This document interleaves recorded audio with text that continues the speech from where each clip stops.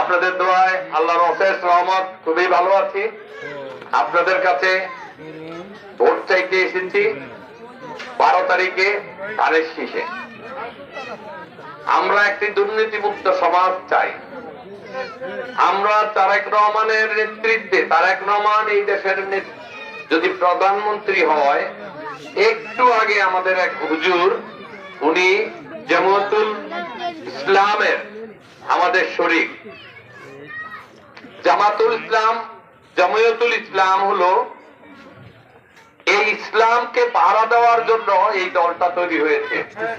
যারা ইসলামকে বিকৃত করে, যারা ইসলামকে নিয়ে ব্যবসা করে, তাদের বিরুদ্ধে সাধারণ মানুষের কাছে প্রকৃত ইসলামকে ফুটিয়ে তোলার জন্য ওনারা নিরলস ভাবে কথা বলে।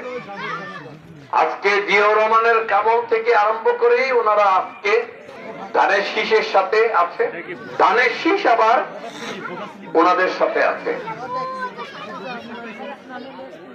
আমাদের তারেক রহমান যদি আপনি এই দেশের সকল জনগণ শান্তিতে বসবাস করেন, আমরা চাই দুর্নীতি যেন এই দেশে না হয়। এখন আপনারা এই দেশের এই এলাকার দুর্নীতি কেমনে বন্ধ করবে? দুর্নীতি করে কারা? অন্তত দুই একজনে মুক্ত আছে। ইউনিয়ন পরিষদ মুক্ত, ফাইন। তাহলে তো দুর্নীতি ইউনিয়ন পরিষদে গেলে কি টাকা পায়নি? এই তো এটা কি